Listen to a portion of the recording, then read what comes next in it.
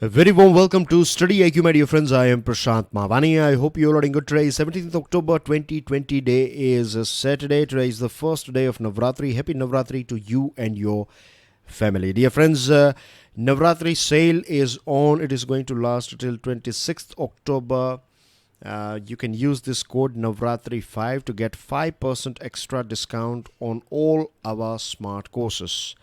To download the PDF of today's lecture, check out my Telegram channel. Please make sure that you share this lecture with other students. Hit the like button if you have learned something from today's discussion, and don't forget to subscribe to our YouTube channel. Now, we have two important articles, two important topics on our table today. One is about modern data privacy law, and the second one is about China's rise and fall at the UN. So let's quickly start with the first one. There are so many things that we are going to talk about. So first one is about modern data privacy law. Now the question is, do we have a robust modern data privacy law in our country? Unfortunately, the answer is no. The reason why we are discussing this particular topic is because few weeks ago, or maybe a month ago or so, India has banned more than 100 apps of Chinese companies, isn't it? And it disturbs me, to be honest, when I analyze this thing, that at present India is saying that these apps are a threat to our sovereignty, right? Okay, it's logical because at present this border standoff is going on between both the nations. So we want to try every trick in the book to create pressure on China. And right, as a patriot, as an Indian citizen, I support my army, I support my defense forces, I support my government in this, not fight, but I would say in protecting the sovereignty of our country. Agree, that's fine, right? That is more like emotional thing, patriotism and things, okay? But when I see it logically, this reminds me like why it took us a standoff to come to this point where we are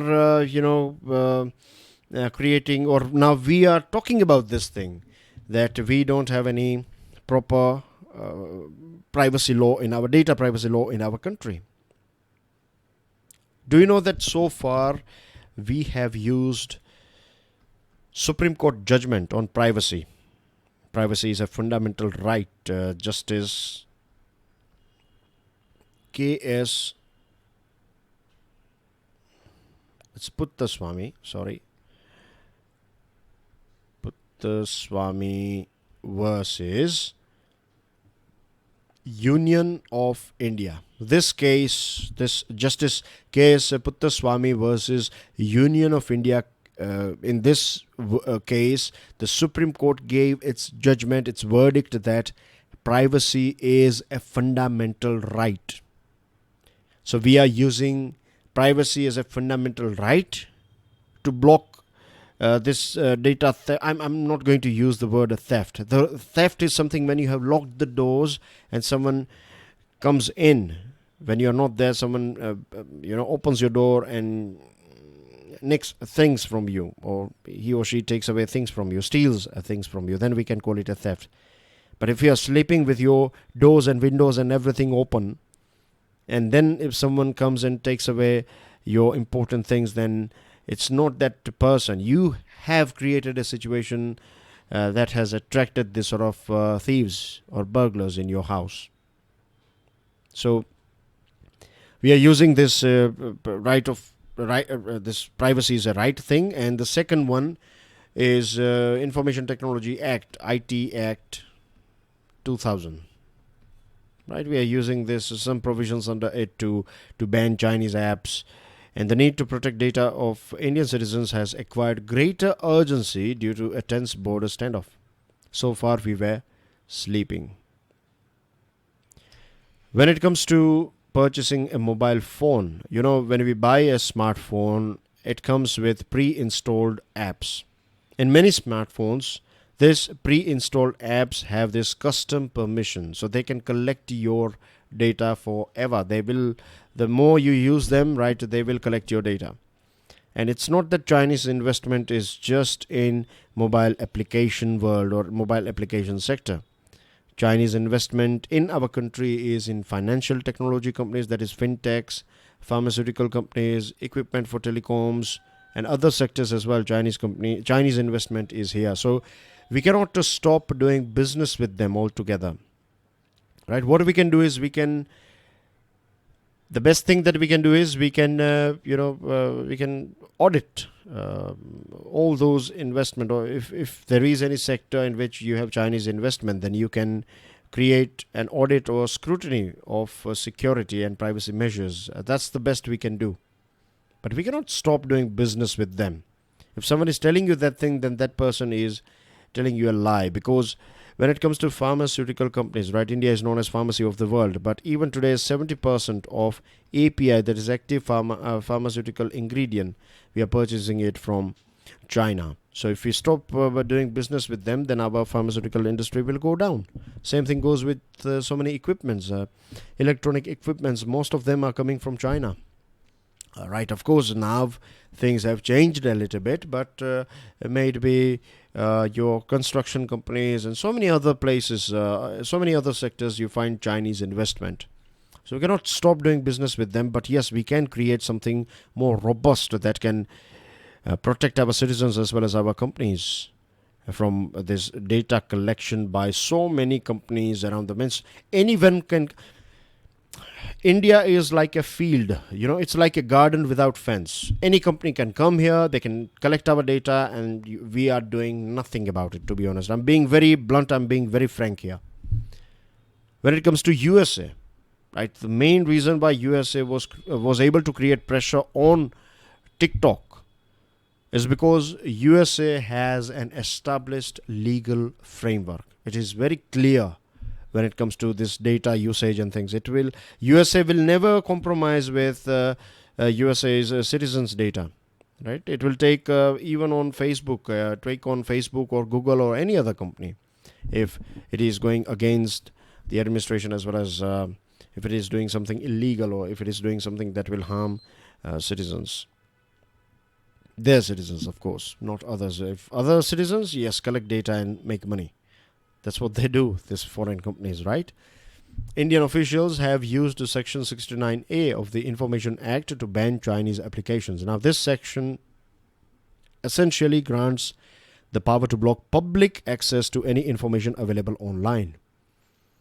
Do you think this section will stand if this TikTok and other companies, if they challenge this decision of government in the court of law? Then can we prove that these companies are a threat to India's sovereignty? How we are going to prove it? They can argue that all other companies in India, right, they are doing the same thing because we don't have any law. There are no rules and regulations to monitor entities that collect or store personal data. Can you believe this thing? We don't have any rules or regulations in our country to monitor entities, to monitor those companies that are collecting and storing personal data. And companies are not obliged to report. They are not supposed to, means there is nothing that tells them that you need to report to the government about the data that you are storing and the data that you are processing. So neither do they incur any specific liability by processing personal data, nor can any individual. If your data is with any company, then if you want that company to drop the data, then even if you file case, because we don't have anything like that, anything that can protect our citizens, nothing will happen with your personal data, right? That will stay with that company and it will be able to use it as it wishes to. That's why I say that our country, when it comes to this data mine or data, we are like a very beautiful garden without any fence. I'm also not happy with, when I know this fact, I feel disappointed that in India we have 500 million, roughly speaking 500 million people have access to internet, and biggest user base of TikTok, India, biggest user base of Facebook, India, WhatsApp, India, so many other giants, right? Their maximum users are in India. So we can create, we are like customer. We are their customer. Customer is the king. We should have, means we need to take a dominating position. We should dictate what we need and what we don't need, what you need to do and what you cannot do here in our country. I was wondering if Indian companies' big user base was in USA, then I'm wondering like how they would treat us. The USA government would create so many terms and conditions for our Indian company that if you want to sell and operate in USA, then you need to do this, you need to do that. You have to buy Harley Davidson motorcycles from us, no duties on motorcycles, no duties on dairy products, and so many other things. But we are not doing that sort of thing. So I think we are a bit behind. This is the time that if these countries are very aggressive in dealing with each other when it comes to business, when it comes to data protection. So we cannot wait anymore. A modern data security law is the need of the hour, and it will create an enabling environment for the businesses, as well as it will give us this sense of satisfaction as well as comfort. We'll feel this sense of protection, a sense of safety, that our data will stay here in our country and it will not be misused by these companies. So that's everything in this particular topic. Now let's move on to the second one, China's rise and fall at the UN. Every September is important for geopolitics because leaders from around the world, they head towards New York, where this UN General Assembly meeting takes place every year in September. But this year, it was online, right? It was via video conference and video technology and things, okay? So this session of UN started with something positive for our country, India. India was able to beat China in elections for a seat on the UN's Commission on the Status of Women, CSW. And this is a big victory for our country, right? This was the first such victory in a decade.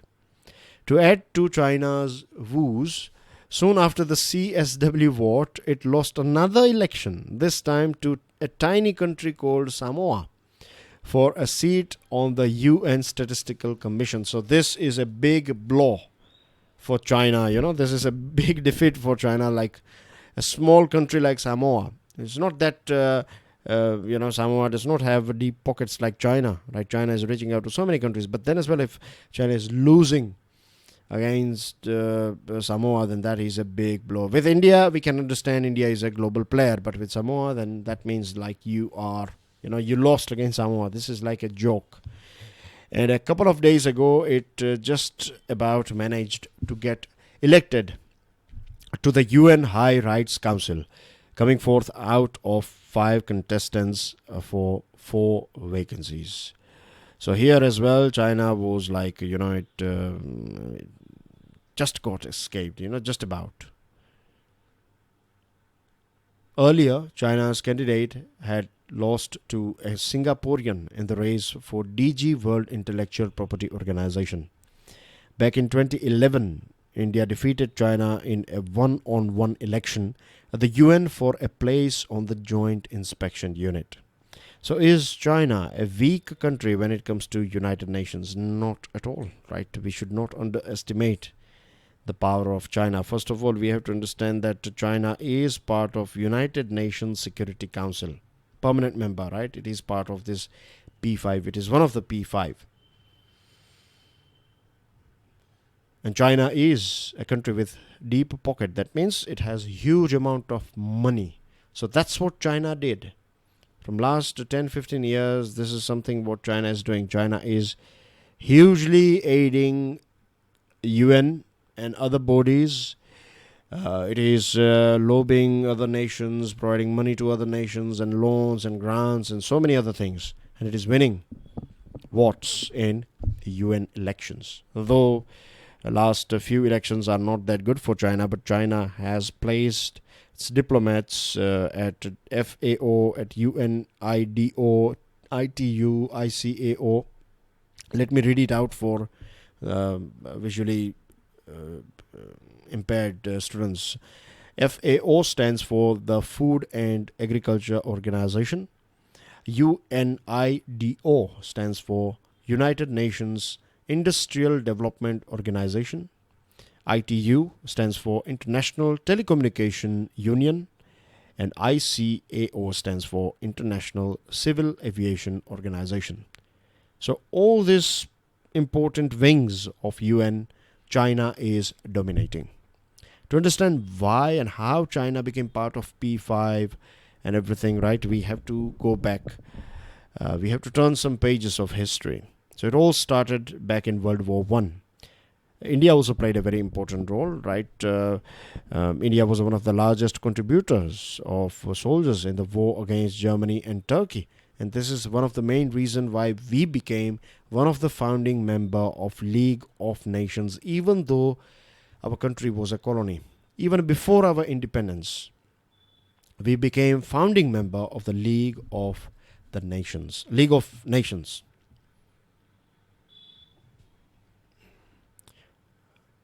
During World War II, India participated in all the 3 UN conferences, becoming a charter member of the UN even before independence.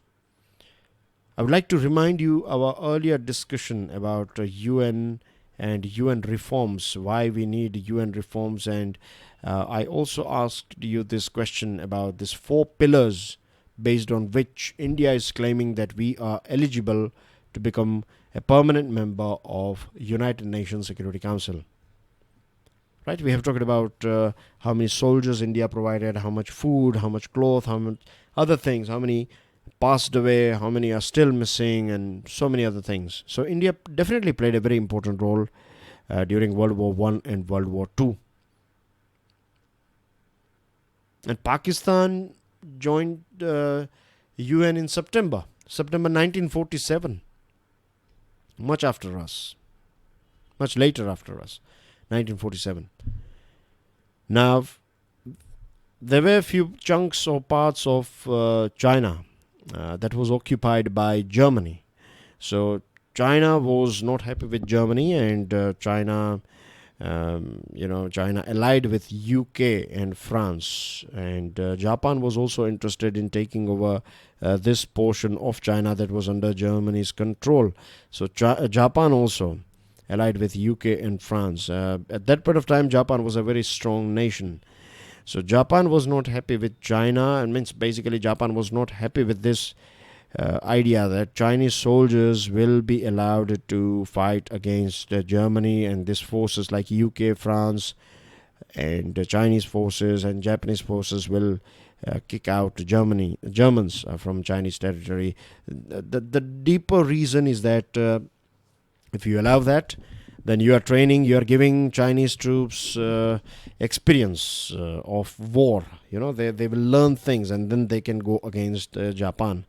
So this could be one of the reason why Japan, and of course Japan was interested in taking over this territory, Chinese territory, from Germany.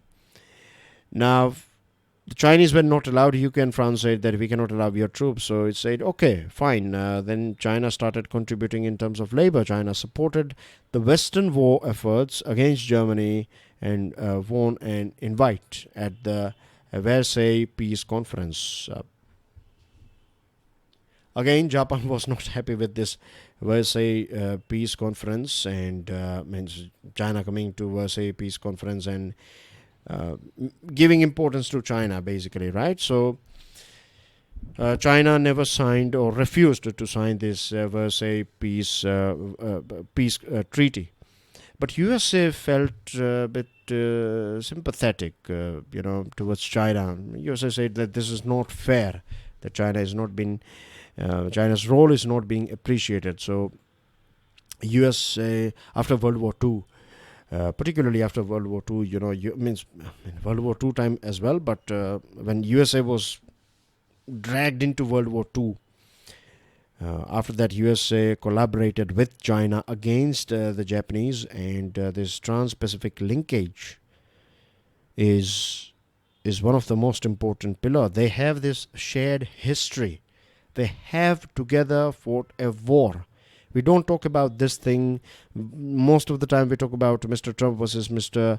Xi Jinping, right? USA versus China, trade war, tech war, and other things. But history plays a very important role. If you see the history of USA and China, then they have worked together. They are like old trans-Pacific friends. In the words of Rana Mitter, China is really the forgotten ally of the US. And huge amount of Chinese people, like Chinese community, is living on the west coast of the USA. So it's not going to be that easy for this two historic friends to drift apart forever from each other. Of course, things are a bit different now. How it all started, like USA included China in this 4 policemen. So China became one of them. And it was China, USSR, UK, and which one is USA, of course, right? So USA, USSR, UK, and China. And then in 1945, during the San Francisco Conference, UK added France, and then it became P5. This was what the history of this P5 and UN is all about. And US also thought that China would act as a bulwark against the USSR, but it was wrong. It was Republic of China led by Kuomintang, who were soon routed on the mainland by the communists and found themselves on the island of Formosa. This is important as People's Republic of China, PRC, would have us believe that it was a founder of the UN. No, it was this ROC and not this Communist Party, because earlier this Kuomintang, when Kuomintang was there, so things were different, but then came in this Communist Party, and then they controlled this whole thing. They took over the whole China, and this leaders of this this Kuomintang and others were sent to Taiwan's leaders, right? Today we see Taiwan's democratic leaders. If you see the parties and their founding members, they was kicked out of, they were forced to leave China, and then they visited or they stayed in Taiwan and things like that. So there's another history altogether. I'm not going too much into it because we are not talking about that thing particularly, right? ROC retained the UN seat of China till 1971 when it was expelled from the UN and the PRC admitted as a member, giving it a de jure pole position at the UN. US President Richard Nixon visited Beijing in 1972, and the USA's opening to the PRC certainly paved the way for the unprecedented economic growth of China. From 1970s till now, China was going uphill. In the sense, the things where everything was, it looks like China was very lucky that it created a huge amount of wealth, development and everything. But for China, the bad luck is COVID-19. This false mask has been taken down by this COVID-19, and this is the right time that we push or we talk about this UN Security Council reforms, right? About reforming this Bretton Woods institutions. I have one question for you. Can you give me the name of this Bretton Woods institutions? Stick your answer in the comment section. Now, I'm not going too much into the UNSC reforms because you know it very well. We have talked about it in detail. So this recent defeats of China and recent victories of our country, as well as a few important things that we are going to do, like BRICS summit is going to take place here in our country next year. And next year, G20 meeting is going to take place here from 1st January 2021. We are going to be part of UNSC as a non-permanent member for 2 years. So these are opportunities for us to create an environment where the world talks about UNSC reforms, about this Bretton Woods reforms, and we need to reform this, and we need to win our position. India is capable of becoming a permanent member. Then why we are left out, right? We need to We should be made. And if you're not making us, then we need to reform the whole system. Simple as that. For that, we can start a drive. This is the right time to do it. And that's everything in today's discussion, dear friends. These are a few news items. And tomorrow is a Sunday, so no lectures tomorrow. I will directly meet you on Monday as far as the Hindu is concerned. Daily financial news analysis of the day will be delivered in few hours' time. Enjoy your studies. God bless you all. Enjoy your weekend. Jai Hind.